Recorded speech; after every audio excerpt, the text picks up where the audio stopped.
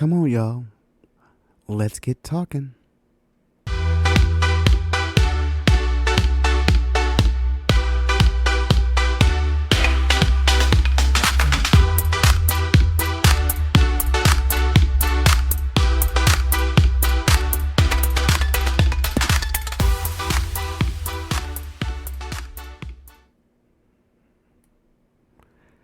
Good morning. Yes, it's morning. It is July the 11th, and I'm recording another episode of the podcast. Yes, it is 12:43:18 on July the 11th. I am a night bird, and this is when I do most of my meditation, my thinking, my prayer, my thoughts. And it's just time that I have for myself. And this is just a great time for me today. So, I was just up and I had just finished watching an episode of Abby Phillips' News Night. I love her show because I love that people sit around with different voices and they discuss different opinions and they discuss things in the world. And tonight was particularly polarizing. It was polarizing because Mike Pence was on the news today, and he had an interview with one of the CNN anchors. I can't remember which one anchor that he interviewed with, but he basically was saying that the MAGA revolution in the Republican Party is a minority, and it's only there for a little while, and he pretty much thinks that Republicans still have the same values that they had and this and that. And so that was the point of discussion. But what really hit me about this whole thing was the fact that people tonight started hitting on humanity. One of the people on the panel, I can't think of his name, but he's on there quite a bit. He was having an interaction with one of the right-wing podcasters. Can't think of her name either. These were new ones. These are ones that are not usually on there. And he just asked her about the whole deportation thing. And he just said, well, what do you have against these people? What have they done to you? He got into the humanity side and asked her a really thought out question, and it caught her off guard. It caught her off guard because she couldn't go back to her political corner. She had to use her humanity mind and answer that. So unfortunately, the exchange got kind of overshadowed by another exchange that started. So she never got a chance to answer. So she was saved. But the fact of the matter that this deal went to a place where they started questioning who people were. Abby even went to Scott Jennings and was telling him that you've changed as a Republican. It caught Scott off guard, and he had to look at himself to see that we still have the same principles. We still do this, and because terrorists weren't a part of it. And so he was trying to really just validate that he was not MAGA and that the Republican Party was just changing. So it was a very good conversation, and it had me just captivated because I think they got to the root of some things that they didn't know about themselves, and maybe they're going to go home and think about some things, all around. But it was a really good conversation, and if you have a chance, it was on the July 10th issue of Abby Phillips News Tonight, CNN News Night, that she does her panel show. And if you get a chance, get a hint, go ahead and look at it. But I just wanted to, that's what kind of invoked this whole podcast tonight, because this is a different podcast. I'm calling it Truth Interrupted, a commentary on America's crisis of conscience. I've been thinking about some things, and I've been wondering, what is it that matters to Carl? What matters to me? What matters to me? And I just started, dictating some things. We don't write anymore. Sometimes I write, but most of the time I'll pull out my phone, I'll dictate it to my notes. And I was like, these are the things that I would like to talk about, and things that bother me that are just kind of right there right now. Questions that I ponder, questions that I think about. Because if anybody knows me, and those of you who do know me, you might be listening, some of my friends, I'm very passionate about life, about people. I'm very passionate about what's right and what's wrong. You know, I always want people to do the right thing. And for the most part, I believe in people. I believe in this country. I believe that everyone here was put here because you have a specialized gift and talent. When God breathed out his whole spirit to us, he gave us all a little bit of him. And so you just got to find your purpose and do what's right for you. And I often tell this one little story. I'll tell this little story, then I'll get started on my little things here. Was that my younger brother, Kevin, when he was down in his area where he was starting to get kind of lost, he's deceased now. And he was hanging out with the wrong crowd. He was drunk all the time. He was high. He was using drugs, brother, and I knew that time was not going to be on his side. But he had this friend. I mean, they were really rough thugs. I mean, when you think of the roughest thugs that you can think of your neighborhood, they were there. My brother didn't belong with them at all because he really wasn't that, but he played it very well. But there was this one guy, I didn't even think of his name, and as tough as he was and as scary and, as I thought he was, whenever I see my brother, I would see him always sitting around. He would have a piece of paper and he'd be doodling. And I was like, I looked at him one time and I just said, man, those are great. Do you draw like that? And he go, oh man, I just be messing around. But the fact of the matter that there is a guy who has a passion of drawing, and even in his lowest moment, he was still doing what he loved, shows me how there's still hope for people. And I think that when I gave him that little glimmer, I said, you should really talk to somebody. Those are really, really good. Kevin's friends thought they say, he talks so white, your brother. And they would always just straighten up when I came around. They gave me a level of respect that was kind of weird whenever Kevin came around begging for money or whatever. They treated me different. So that's just a story that kind of stays in my head because I can see the little guy dribbling, what do you call it, on his paper, and he's just making these beautiful, it was just cartoon characters and all kinds of, they were just beautiful drawings. And I was like, man, you've got quite a gift there. So what I've done is I've compiled a few things that, this is just commentary. I don't have any videos. I want to show you. It's just me talking and telling you what I feel about a few things that are going on in this country. Yeah, things that are going on that just bother me.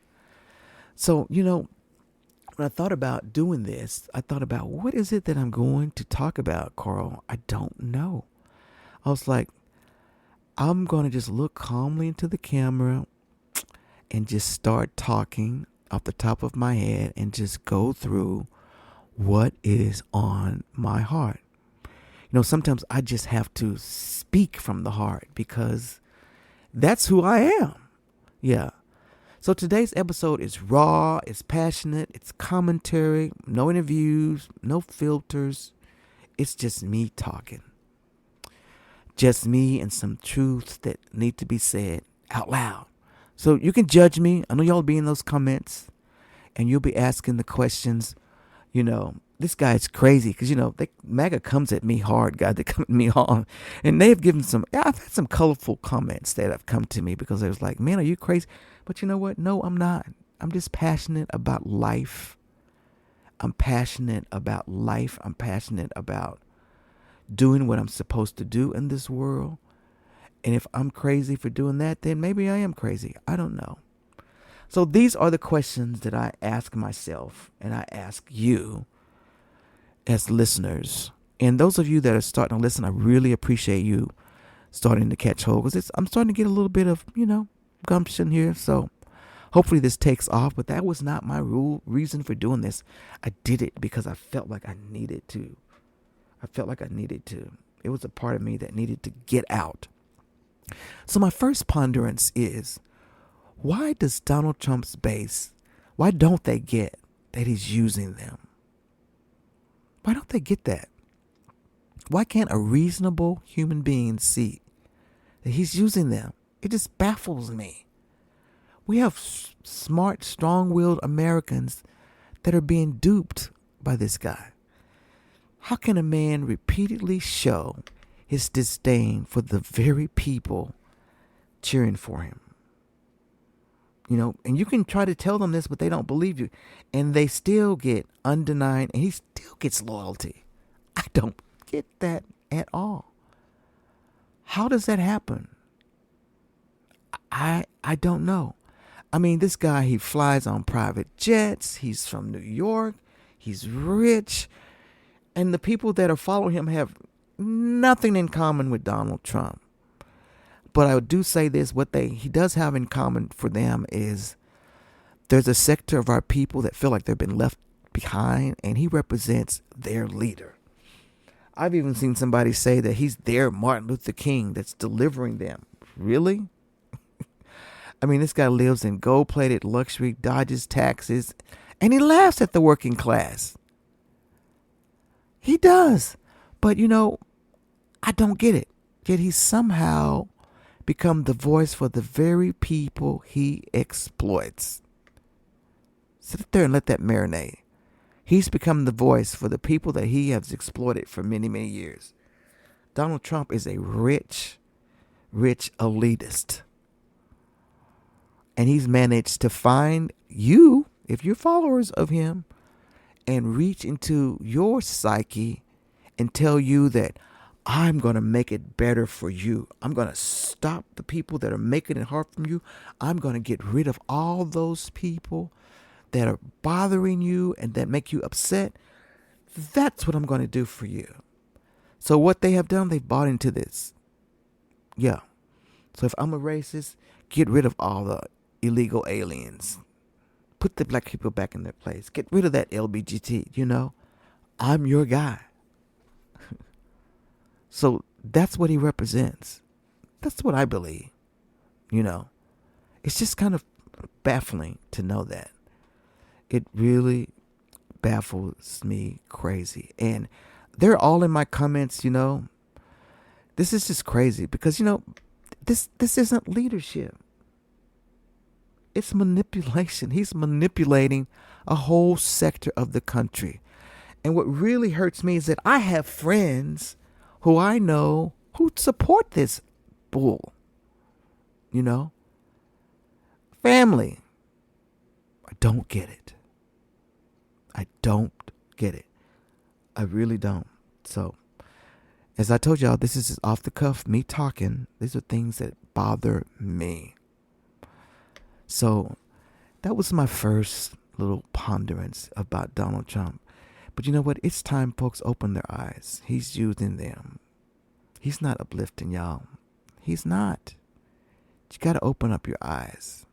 Open up your eyes. So the next thing that really bothers me is after the floods and all the tragedies and the gun shootings that happened, I asked the question, is America just numb to tragedies right now? Have they been so many and so close together and nothing really changes about them that we just become numb and it's just lip service? Is that what's happening to us, guys? I gotta drink a little water here. Is that what has happened? Is America just numb to tragedy? That's a question that I have. I'm asking the question. What do you think? I'm asking the question.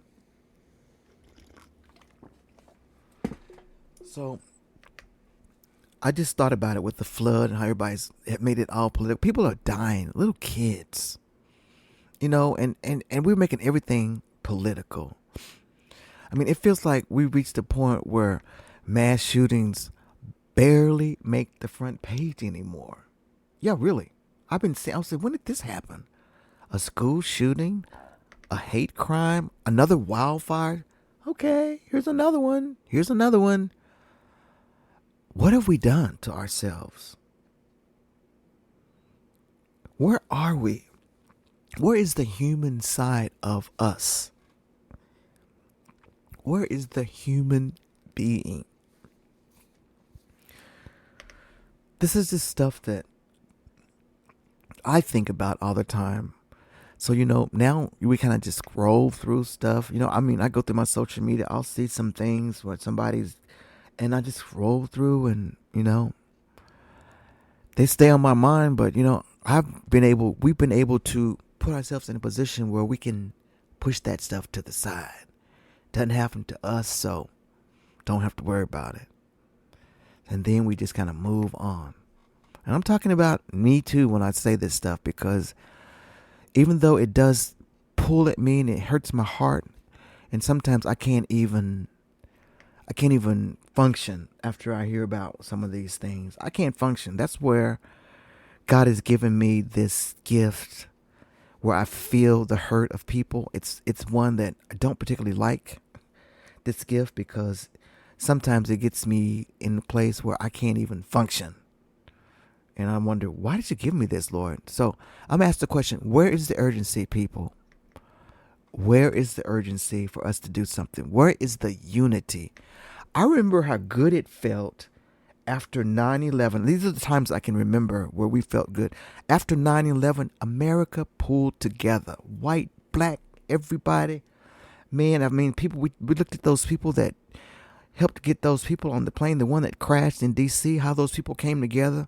And they, even though they did not live, they did some things. They came together. And then when the whole George Floyd thing happened, I thought that was a turn, because people saw that video. I put a video of myself. I said, I want to look at this video raw. I said, I'm going to tape myself for TikTok just to see. Everybody was doing it. So I thought I would just do it to see what happens. And I had never looked at the actual murder of George Floyd. I had never looked at the video because, number one, they were cutting a lot of it out. So I was able to find the whole video, and I looked at it, and I watched this guy sit on another human being who was down there saying, please let me up. I can't breathe. Mama. And I sat there and watched his body. We watched the death. And this guy sat there. Where was the human? And I know that evil is real. I'm a Christian. Evil is real. But Derek Chauvin, what happened to you right there? And then after that, people started to see, and people started to understand this was our struggle. And baby, people were coming together. They were saying, I'm sorry. Black people really, they understood our plight for once. And then along comes Donald Trump, and that's just wiped out like nothing. And now it's called wokeism. I call it being human. So where is the unity? Where is the unity? I don't know. I really don't know. Gun violence, political hate, and climate change. And these aren't partisan issues. These are things that affect us no matter what. This isn't a red or blue thing. These are things. Gun violence is not good. People are dying. Why can't we come together when someone goes and shoots up little kids, Sandy Hook, and be outraged? I mean, immediately after Sandy Hook and they started talking about doing gun control, they went straight into those tribal corners. No, you can't get rid of my gun. Little kids were just killed. Babies. That hurt me. That really hurt me when those kids, that just didn't. I thought that would bring us together, but it didn't. It didn't. No. So these are American issues, human issues. And we should all be acting like, we shouldn't be acting like spectators. We should be standing up and demanding some kind of change, not spectators. Yeah. So what happened to the humans? Where are the people? I know there are some people out there are bleeding hearts just like me. This could be considered a weakness as well. I know people sometimes think this is a weakness to be this way, but this is the way God created me. And that's the way that I move. So I'm gonna always try to be on the right side of right if I can, because nobody's perfect, you know. So my next ponderance is: will Americans survive the Trump era? Guys, this stuff is coming at us so fast. Stuff that we've never seen before. We've never seen anybody challenge everything. I mean, I can't wait to that. I refuse to buy that movie, The Apprentice with Donald Trump, but Roy Cohn is who trained this guy to be ruthless, Donald Trump. And we need to understand him more, but he's not a nice person. And sometimes I look and see, where's the humanity in this man? I look at his son. I look at how he looks at his son sometimes. I was like, this he's something special. God put him here for a reason. But I don't know. He needs therapy is what he needs. That's what he needs. So will America survive the Trump era? What do you think? Those of you that are on Trump's side, you're probably just basking in glory because he's doing everything that you want. You got your little leader, But honestly, this is up to us if we survive. I know you're tired. I know we're sick of it. I know we didn't want him to win. But this isn't just about Trump, the man. It's about the era of chaos that he's ushered in. There's chaos, guys. There's chaos. God is not an author of chaos. The distrust, the division, the denial of truth. What happened to truth, Republicans? What happened to truth and honor? I don't know. Where's the human? Where's the human? The rise of extremism and the fall of decency. It's gone. It is gone. That's what we're dealing with, guys. We'll survive this, and only if we learn from it, But if we keep on dancing around the truth, we just might lose this whole democracy. I'm learning from it because I know that God puts things in our way. All things work for the good. But here's what I think they're learning from. I think that God is allowing people to see what it likes and what it feels like to be on the other side of racism or in the middle of it. He's allowing a lot of things to be seen. He's exposing a lot of things to be seen. So I know why God is doing it, and I'm learning from it, but that doesn't mean I'm going to sit by and just take it. Faith without works is dead, right? Yeah. So we can't just sit back and do nothing. We can't. I know we're tired. I was tired. So I didn't know what to do, so I said, let me get out here and just talk. Let me put some truth out here, because after that election that dumbfounded me, and that's a whole nother story. We'll talk about that too. So, and that brings up my next ponderance. Why is no one talking about the election interference in 2024? This one right here is the one that's killing me the most. I mean, here we have proof. We have all of these experts who have went out and they have found that there is something going on. I'm telling you guys, there were places where Kamala Harris nobody voted for her, like 2 people, 1 people, 0 people. That just doesn't work that way. I mean, every election, nobody gets that kind of nothing. I know people hated her and didn't want a woman, but that's not happening. And so for that to only show up in the swing states, it's called drop-off voting. It's baffling, and there's proof, but nobody will talk about it. Why is no one talking about that? I'm talking mainstream news. Why is that not a topic on Abby Phillips' Roundtable? Why is Jake Tapper not talking about that? Why is it not on the main news? I'm not talking about conspiracy theories. I'm talking about facts. I'm talking about real, credible questions being raised. And Nobody knows about swing states with anomalies, voting systems vulnerable to cyber influence. Something happened. And it can happen again. I mean, it's probable tampering, and yet media is silent. I don't know what's going on. This is baffling me. I mean, democracy doesn't survive off of blind faith. It survives off of accountability. Who's going to be accountable for what happened? I mean, and if we don't take the election integrity seriously, we are handing over the keys to our republic without even realizing it. If we don't take this seriously, I know that everybody's like, don't want to talk about it because Donald Trump brought it up. And we know that he thinks he still won the election. This is not the same thing. Guys, he wanted in there so badly that something happened. And I'm just going to put it on these little things. This is not conspiracy. This is just things that could happen. I mean, everybody's already saying that Elon done something with the computers. I don't know that that's true. We don't have any facts. We don't have any proof of that.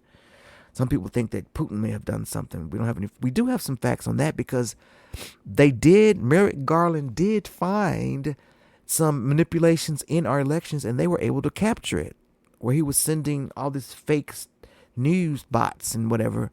They were able to capture it, but who's to say that he didn't do anything else? Who knows? Elon from himself said that those machines could be hacked very easily. He said that. And then we have the fight. Him and Donald Trump. He held over his head. He said, I'm the reason why you won the election. You know, we think that's because he gave us money. Is it really? You notice that Donald Trump is walking lightly. Yeah. I'm so sorry. I had to sneeze. I knew that was coming. But you know what? I don't like to edit my video, so there will be a sneeze in this podcast. And I apologize. Let me get some water. So yeah. So without even realizing it, we could hand over our whole, because the midterms are coming up. And this could happen again.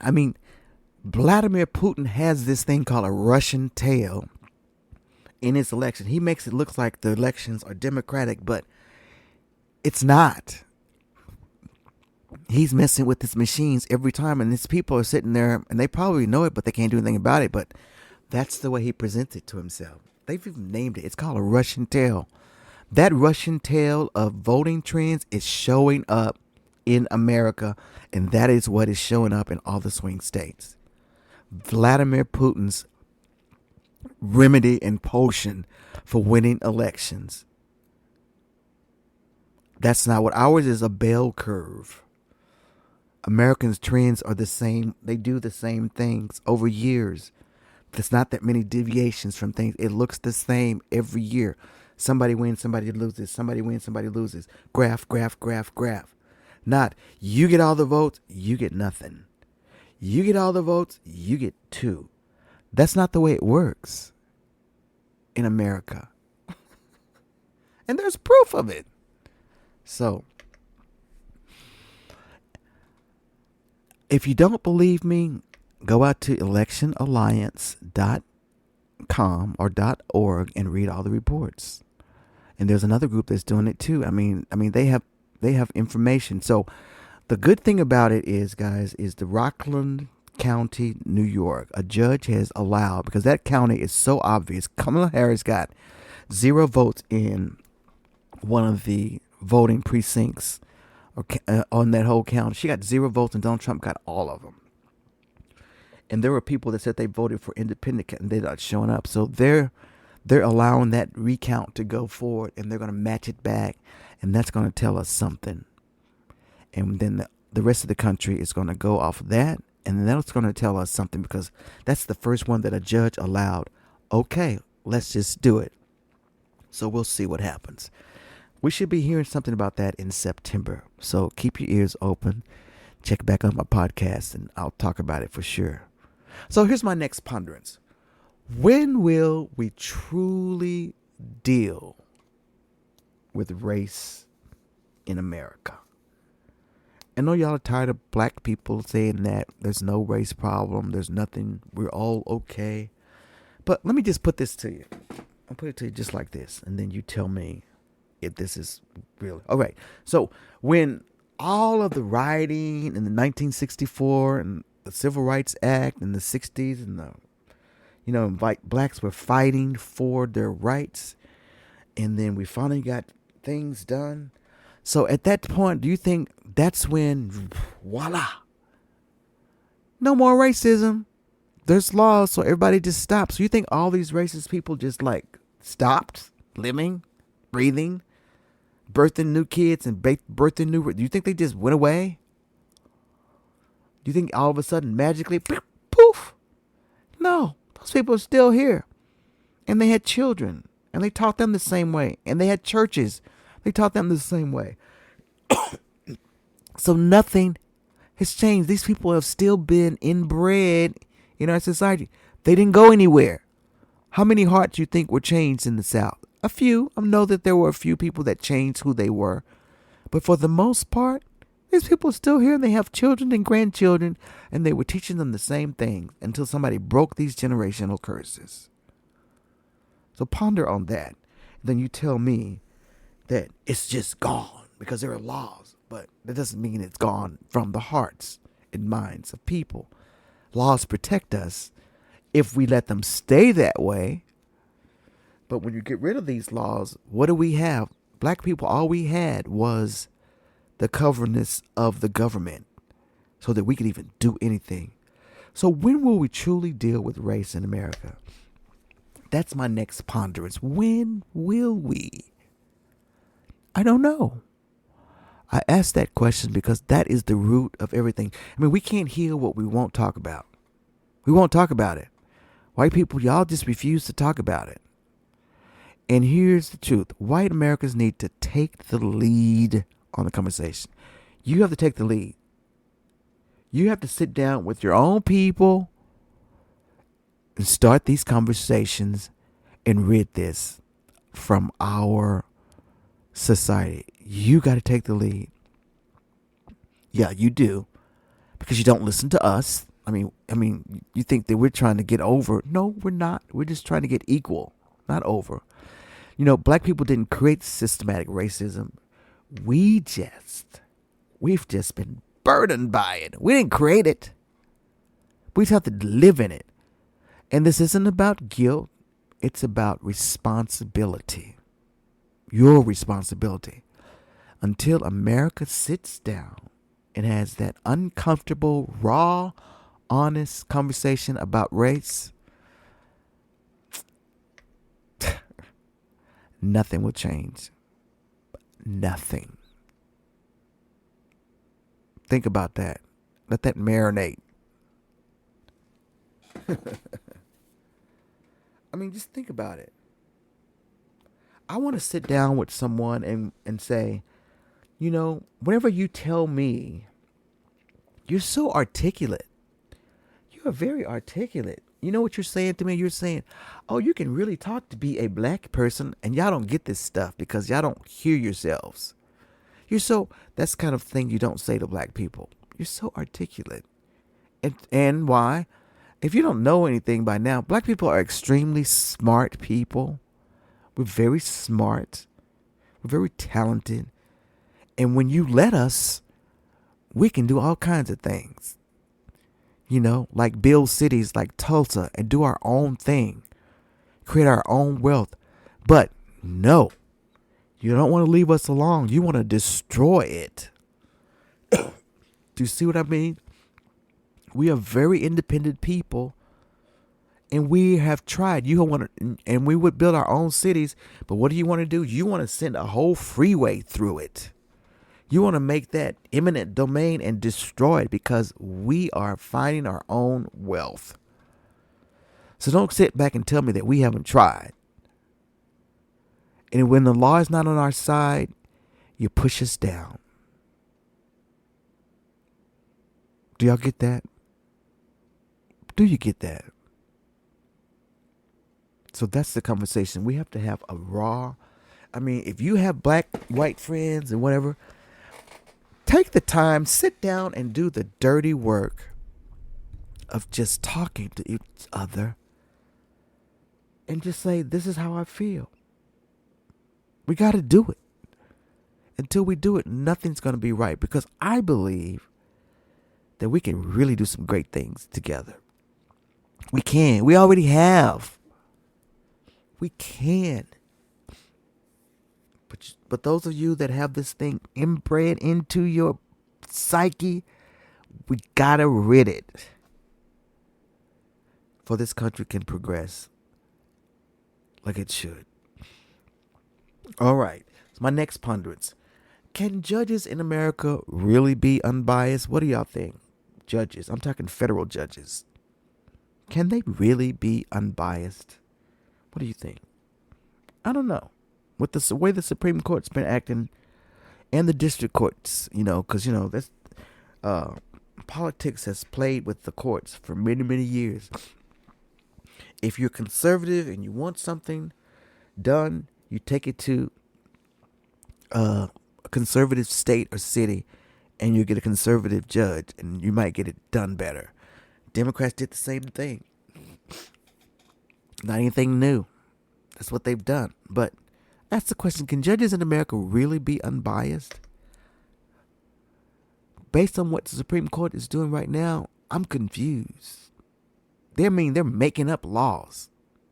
I mean, let's just talk about the judicial branch. They are making up laws, guys.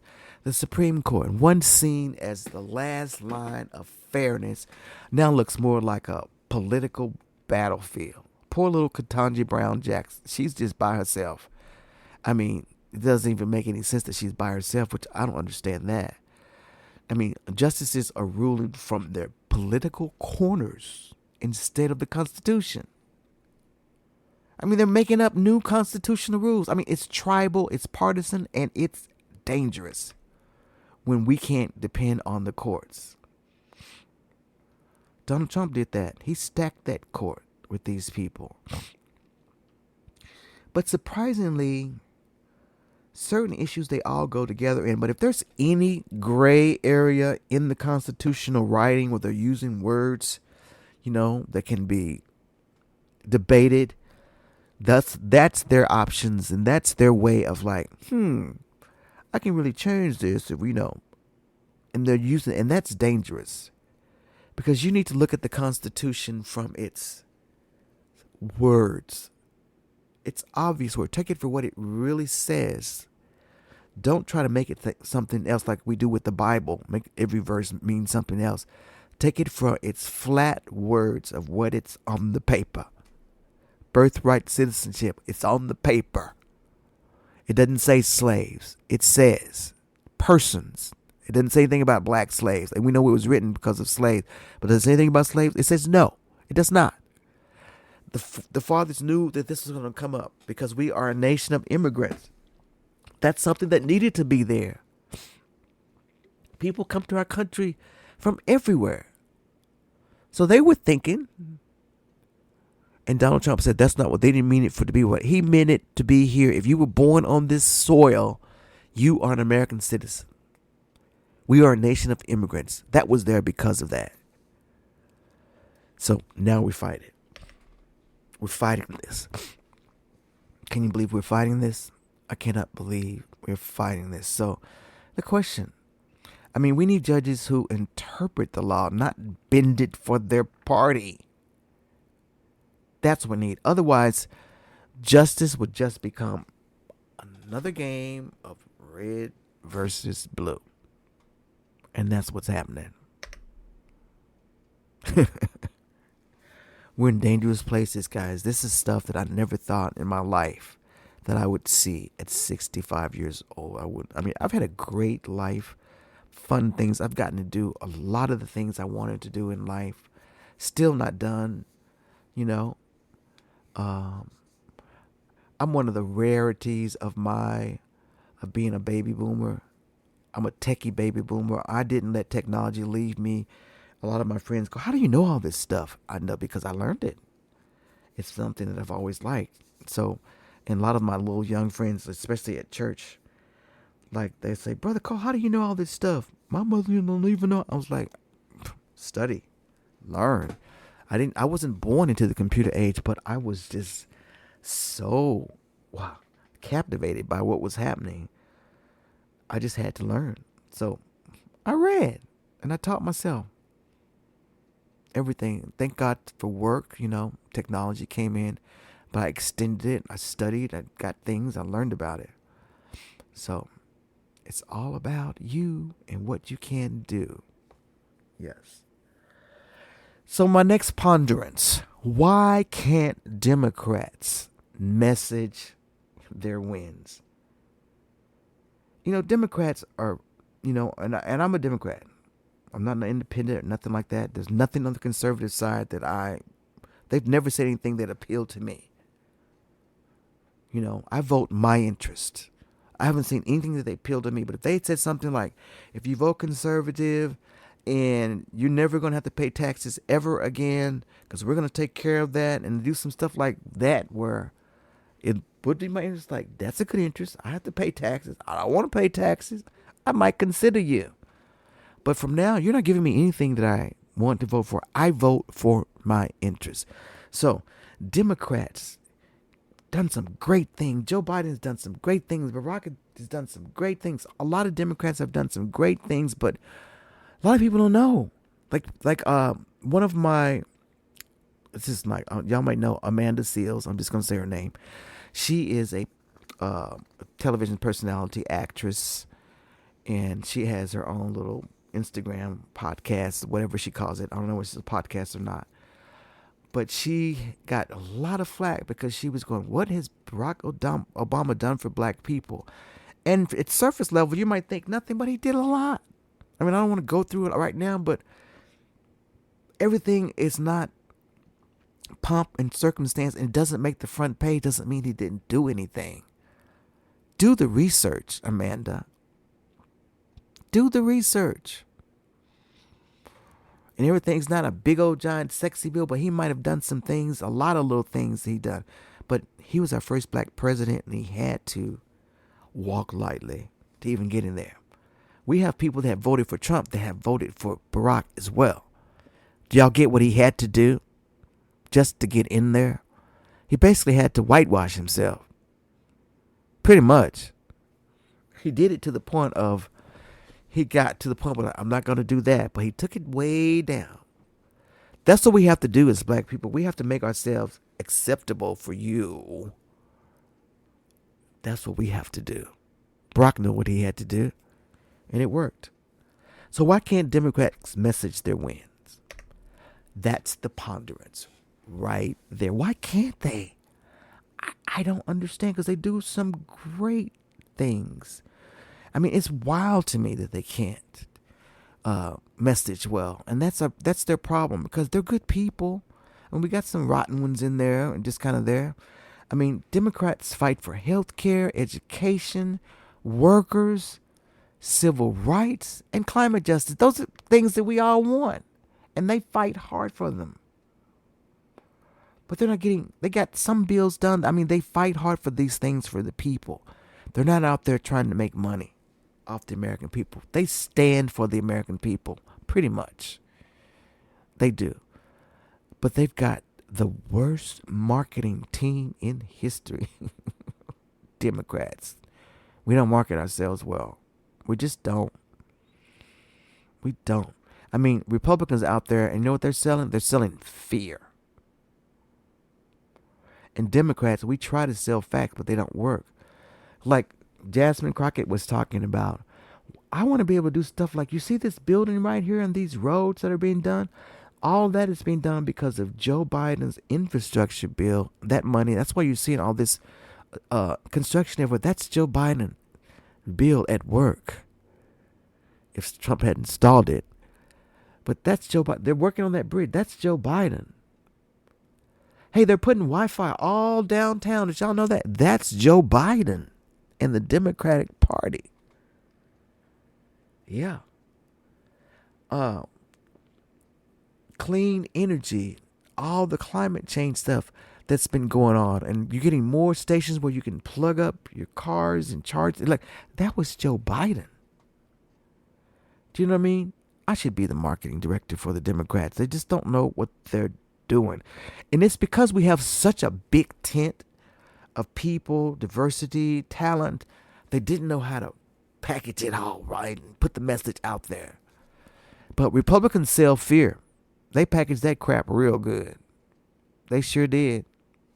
And Democrats, we don't know how to sell what we do. And you do so much good.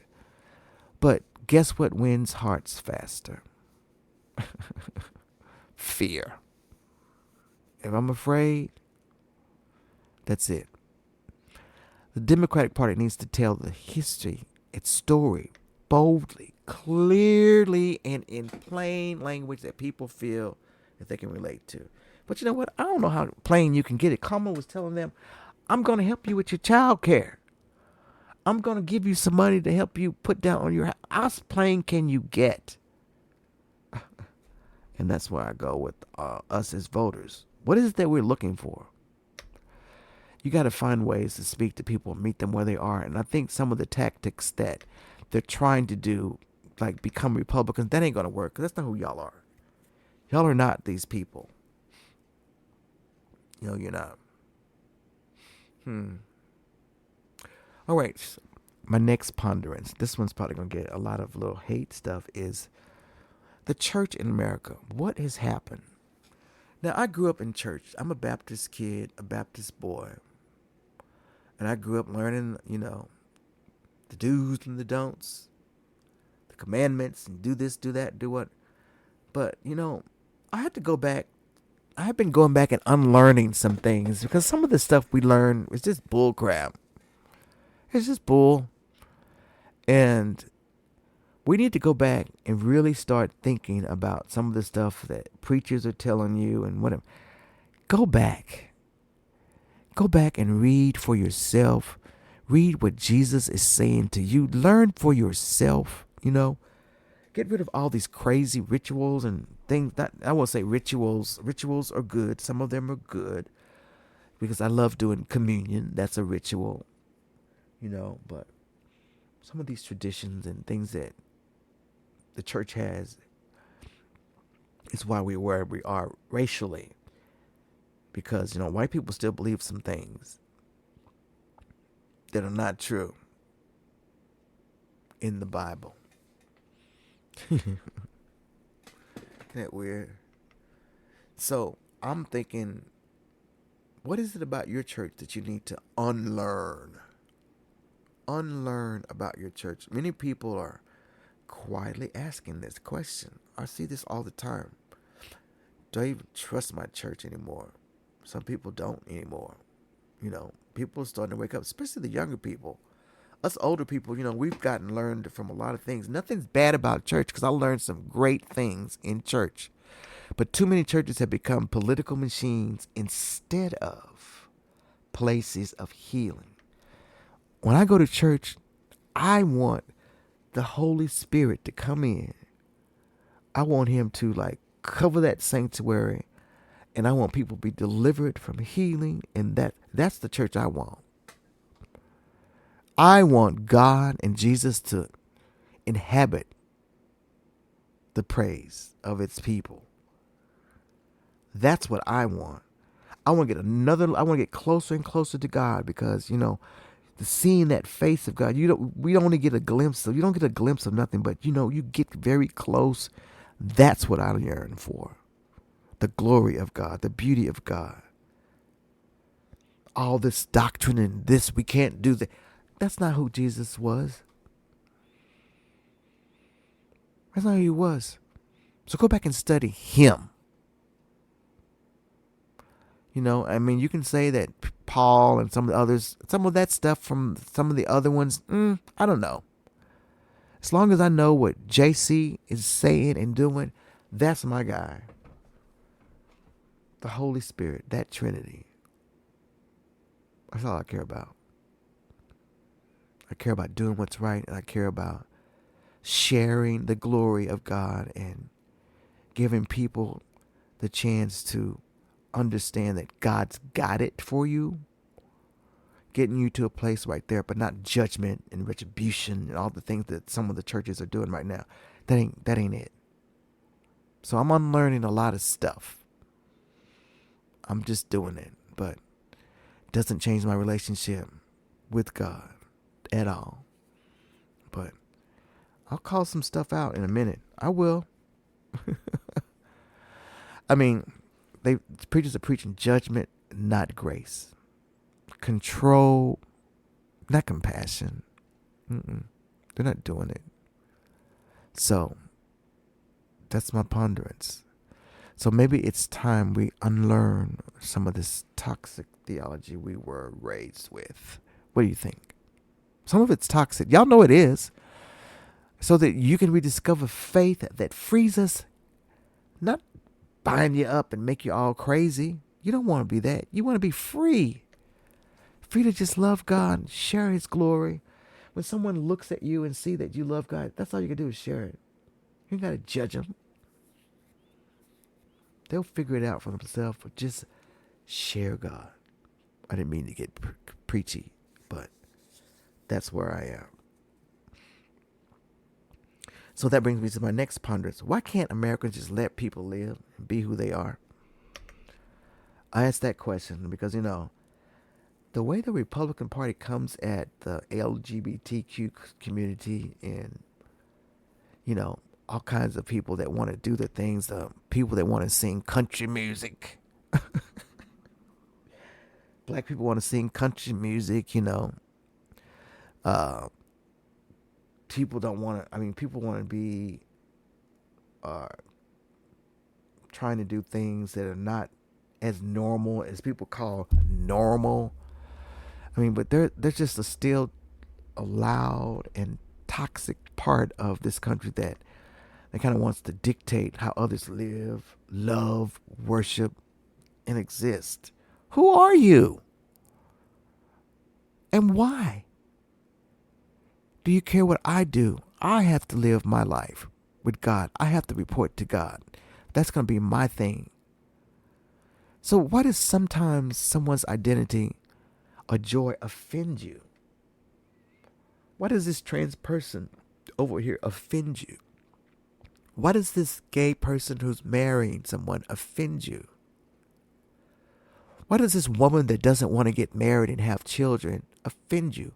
Why does this woman who has the right because of law have to end a pregnancy offend you? I understand it. I get that. But it's her body, her choice. And you don't want to get into that argument. I don't want to get into it either. But no woman ever wants to have an abortion. They don't want to do that. No woman wants to do that. So why does that offend you? I don't get it. I know you think it's going to come to your children, but you teach your children what you need to teach them. But leave other people alone. That's my ponderance. I don't get it. People want to steal your joy. Why? I don't know. So let people live their truth. Just let them. Let them be who they are. Let them. If they're wrong, they'll figure it out. This country is supposed to be about freedom, not forced conformity. Huh? Well, can't force people to do what they don't want to. So, get out of their business. Get out of their business.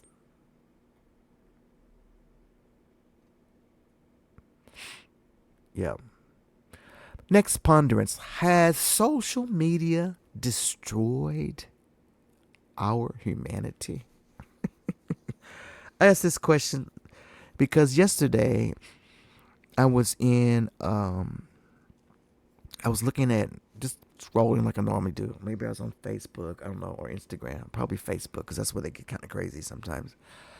And there was one of the ladies who was a Dallas Cowboy cheerleader, and she was the one that performed with, she has alopecia, and she performed without her wig on in one of the episodes. And there was a picture of her, and there was an article about how they were asking, what is she doing now, and this and that. It was a very good article about her, and her name is Armani. And then she had her wig on. She was looking really pretty in the picture and everything. And then there's some lady that just came out of the blue.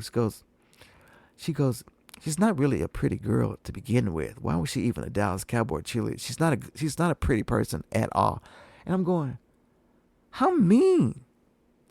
That is your opinion, but you have to put it out there for the whole world. So I responded to her and I said, her name was Vanessa. I was like, dear Vanessa, why would you say that?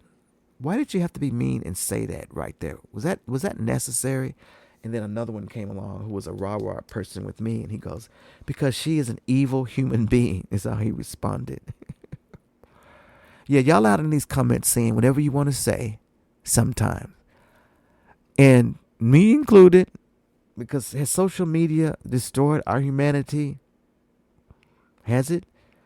I'm really cognizant about what I say to anybody. And if I see something that looks crazy or whatever, I'm going to try to say it in the best way that I can if it matters to me. But there's a lot of times I've started typing one. I'll go, what am I doing that for?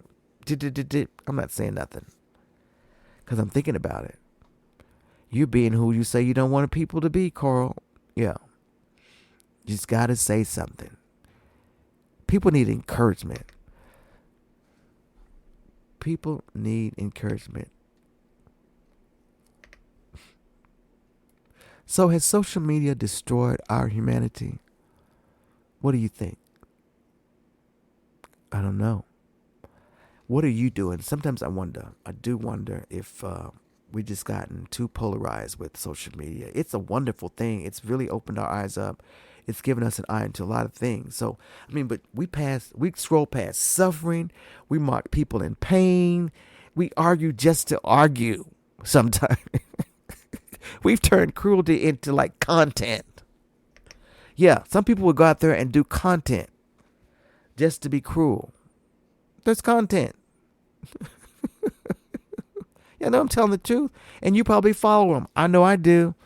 Likes over empathy. Rage over reason. That's what we do. So has it ruined us? I ask that question. So where do we go from here? Where do we go from here with social media?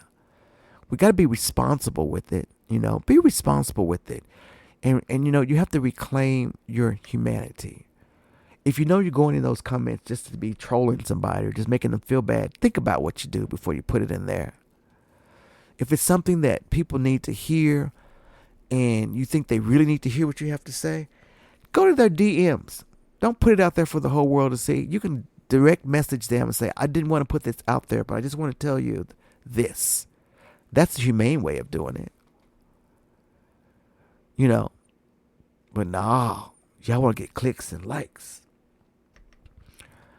at someone else's expense. And that's just mean. So reclaim our kindness. Take it back. Because if we don't, there's no algorithm out there that's ever going to save you. Yeah. Next ponderance. I got maybe one more, guys, and I'm going to be here. But these are just things that matter to me. And I hope you're listening. If you're listening, I would love to hear your comments on any one of these subjects. Let me hear what you're saying. So my next ponderance is the Black American experience. It's strength, pride, and pain. I'm just going to say that. That's our experience. It's strength, it's pride, and pain. So let me say this loud and clear. Loud and clear. We as African Americans, we just want to be equal. African Americans have given so much to this country. So much. To be treated like we're treated. I'm just going to say that right there and let you just marinate on that. I mean, we've helped build this nation brick by brick, beat by beat, breath by breath, death by death. We've been there. Yet we're still treated like second-class citizens in too many rooms, in too many of these systems, and in too many ways, y'all still do it. Why? If everything is equal, show me where it's totally just bashed out. People say everything's equal and not stop complaining. We get that all the time. And like I said earlier, do you think that all these little racist folks that have been there just because the Civil Rights Acts of 1964 came in and all this stuff, Brown versus Board of Education, and everybody's heart just changed immediately, and those people are gone and they didn't raise any more racists up? You think they're just gone? I'll say that again. No, they're still here. And they're vice presidents and they're heads of companies and they're CEOs and they're business owners. Their husbands, their wives, their neighbors. They are still here. They're politicians. Do y'all hear me? They are still here. So don't tell me that we're all equal now. These people are still here and they're living human beings and their hearts haven't been changed. That's why that conversation needs to be had. Right? But I don't think y'all are really listening to us sometimes. I really don't think you're listening. We're not trying to be more than anybody. We just want to be equal. I mean, on the surface, we may look like we've made it, but do y'all realize how hard you have to fight? I mean, when I worked at the newspaper here in Dallas for 36 years, and the excitement we got when I worked in advertising. Now, we had like inside advertising, which is more like telemarketing inside, And then we had outside. That was the glory jobs where you could walk out to the public, you get to wear a suit. We all had to dress up, whatever. And you get to meet the people. But on the outside, no people of color over there. Can't work over there. Nope. Inside, stay on the inside. Back here, you can do this job. You don't get paid as much. Y'all can do that. But you can't do this. This is reserved for a certain amount of people. Just the white people. Men, mostly. We didn't hardly have any women over there. So I remember when there was one of our people on the inside. They were on the telephone inside, and they applied. You had to have a degree to be over there, number one. And we had some black people with degrees. Still weren't getting in. So one of our people applied from our side to go over to the good side, and they got it. And when they got it and they came out, what did we do? We applauded because one of our people made it in. I mean, he had to be the best at what he does, 10 times better than everybody else that was getting in. That's what we have to go through. So on the surface, yes, we may look like we've made it, but we haven't. We've made a lot of strides, but a lot of us have no generational wealth. We try to get it, and then y'all make it hard for us to even get that. I keep bringing up Tulsa. We build our own little cities and neighborhoods, but you destroy those. Tulsa. And you know what? Believe it or not, look at some black history. There are a lot of little black cities that have been destroyed throughout the years, guys. Lots of them. Either by eminent domain, where they just put freeways or roads between them. But they've done us wrong. And we deserve better. And I'm going to say that till the day I leave this earth, until I see it happening. Now me, I have always wanted us to work and live together with our white brothers and sisters because I was excited. I got some great white friends. I have some great friends. But, but I had some too that, were suspect. And you could feel that they were just tolerating you. I've learned recently that a lot of the people that I thought were friends, white guys or whatever, were just really just tolerating us. And that kind of hurt me to figure that out. I came from the era of desegregation where we were forced to go to school. But that kind of hurt me. But I've got some wonderful friends, white friends from work and things.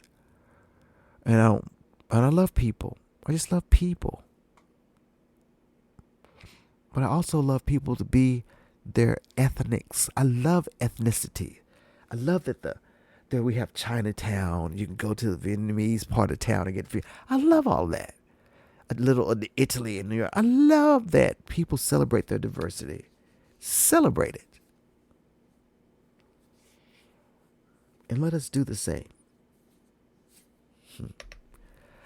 I know we're a different kind of American. We came here differently than all the rest of y'all. But you know what? Underneath, the struggle is still real. The burden's still heavy. And we still have to work twice as hard to get half as far. I want that to go away. That needs to stop. Because all we've ever wanted was to be equal. Do y'all hear me? Equal. And nothing more. Equal. That's all we wanted. We're not asking for special treatment or none of that. If we build our own little cities, leave us alone. You can have your own white. Here's something I always think about. You can have an all-white city or an all-white college. But if we have an all-black college, then we're racist because you have separate colleges.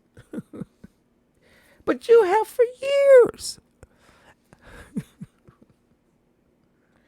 And then I was thinking about the new soap opera that's on CBS, that NEACP of the Hollywood branch was one of the creators and producers. They got them to do that. Then I was like, there's nothing. I mean, the white characters are on there, but they're not the main characters. The black characters are the main family. So what's wrong with that?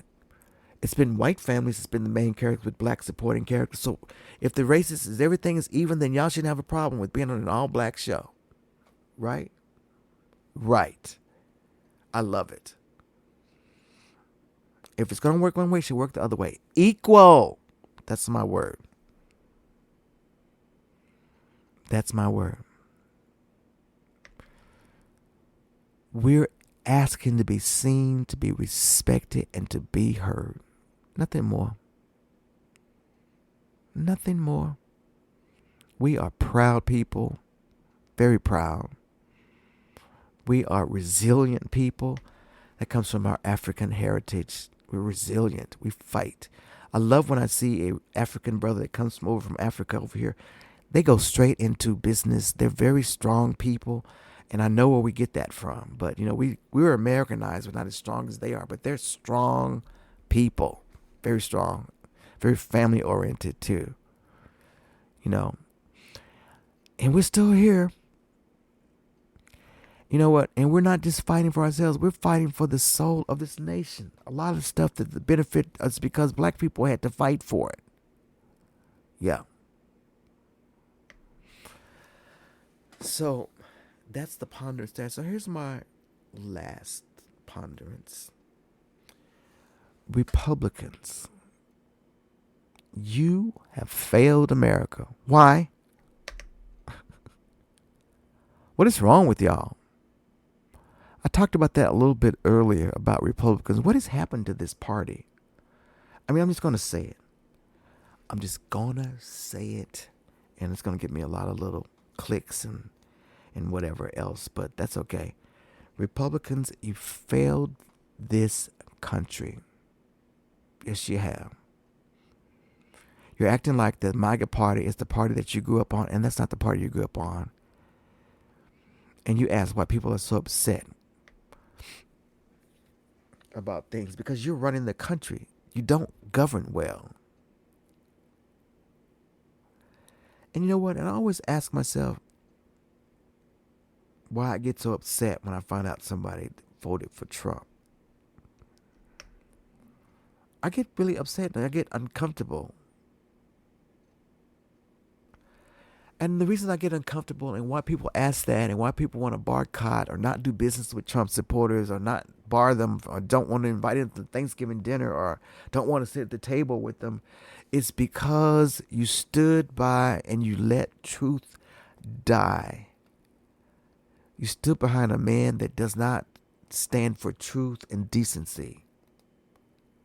You stood behind a man that just has done some horrible things and said some horrible things to people. And you standing behind this man for the sake of what? Eggs?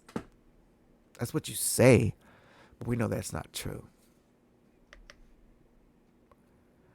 You just let truth die. This man just lies. And it was like, what happened to the truth? What happened to the truth? I mean, you gave away your decency. You gave away facts. I'm talking to you, Republicans. This is what you did. You gave away democracy just to appease one man, Donald Trump. Donald Trump. Because y'all are afraid of him. I mean, you embraced Project 2025, which was a blueprint for this authoritarianism. I can't say that word. For dictatorship. I mean, it's a blueprint for it. You endorsed it and stood behind it and said you didn't do it. And then you call that patriotism? I don't know what this is now, Republican Party. And then I told you about that Abby Phillips episode. Y'all got to look at it because they talked about that. So Republicans, you're afraid to speak truth because you fear Donald Trump? Is that the reason? I don't understand.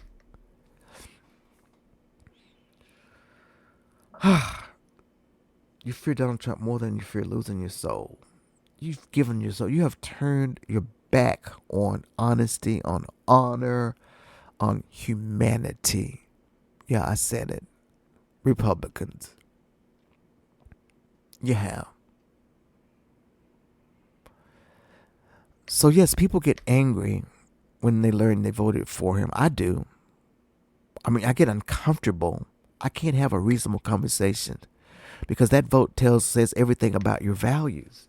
When somebody tells me they vote for Trump and they're nice to me and whatever, I hope we never, ever talk. Like at work, if any of my coworkers voted for, I don't want to ever know it. I don't want to ever know. Please don't tell me you voted for. I tell them that. I don't want to know. I don't want to talk about politics at all because it's going to change the way I feel about who you are. I don't want to know. Because I'm going to change. Because I just can't understand this. Because your vote says everything about your values to me. Yeah. It says everything. I'm not going to pretend it's okay anymore. I'm just not. I'm just not going to pretend that it's okay. It's not okay. It's not just another party. It's not just a normal deals. It's not just another election. This is, we have normalized Donald Trump's, and he's not normal. So these are extreme times, extreme measures. All right, so these were just some political points. They're not just political points. These are moral ones that I've given you tonight. It's about who we are and who we are becoming. I want you to ask yourself, who are we becoming as Americans? If anything I said today made you uncomfortable, good. Good. Because that means you're thinking about it. You know, because change never comes from comfort. You're going to have to get uncomfortable for a while. We got to talk about this stuff. We can't keep pushing stuff under the carpet. Let's just stop tiptoeing around the truth of what's going on here in our country. Let's name it. Name it. And let's demand better from our leaders and from each other. Don't sit back and do nothing or say nothing. Demand it. So I always tell everybody, nobody ever does. There's a phone number to Congress and send. You can call and blow the voicemail up. You can call until you get somebody. You can write letters like crazy. Do it. Demand it. They got to hear from you. And you think when your little voice don't, oh God, it makes sense. It makes, your voice will make a difference. Because when you think when those politicians are talking about, I talked to a woman who said, that's one person. That's one person.